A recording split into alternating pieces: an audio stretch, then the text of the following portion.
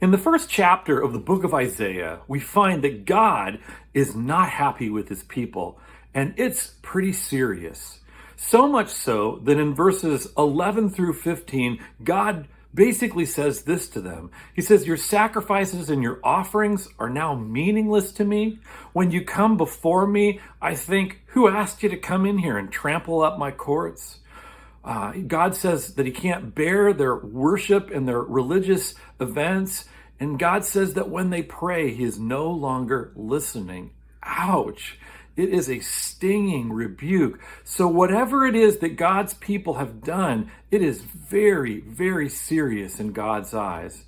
And so at the end of verse 15 and on into verse 17, we find out what the issue is. God says this. He says, "Your hands are full of blood. Wash and make yourselves clean. Take your evil deeds out of my sight. Stop doing wrong. Learn to do what is right. Seek justice. Defend the oppressed. Take up the cause of the fatherless. Plead the case of the widow."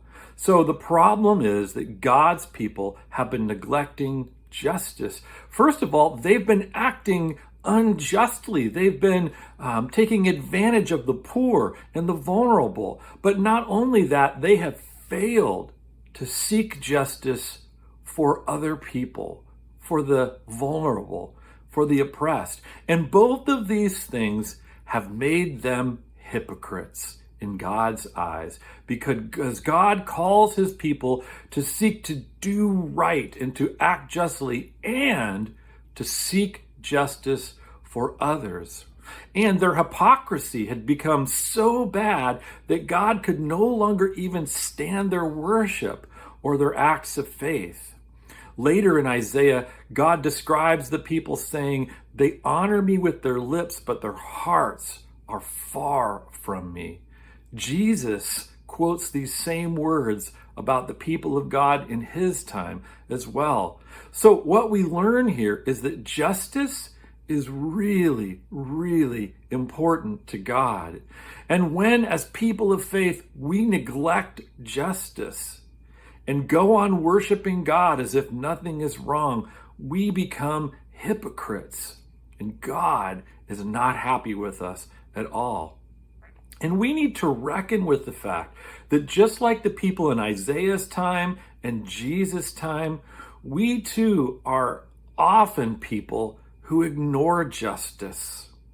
And when we don't ignore justice, often we are hypocritical with justice. So often we want justice for ourselves, but not so much for others. Or we only want justice when it suits us and meets our ends. And just like the people in Isaiah's time and the people in Jesus' time, I think it's really easy for us to miss just how deeply important justice is to God and how damaging it can be to our faith and our relationship with God when we neglect justice. Can you imagine God feeling that way about your worship, saying you can't stand your worship and your acts of devotion because you have ignored justice? That is a very sobering thought that could happen. So let us be people who seek to do justly and to act rightly. But not only that, let us be people who are dedicated to seeking justice for everyone. We cannot be people who turn a blind eye to injustice. Now, sometimes that means fighting the big fights, seeking to change laws or right historical wrongs. But much more often, what it means is that we are going to need to stand up for what's right in those situations that we run across in our everyday life, where we see something unjust, where we see something unfair happening, not staying quiet, but seeking to make things right. Because if we do this, if we stand up for justice, we will be people who not only honor God with our lips, but whose hearts are close to him.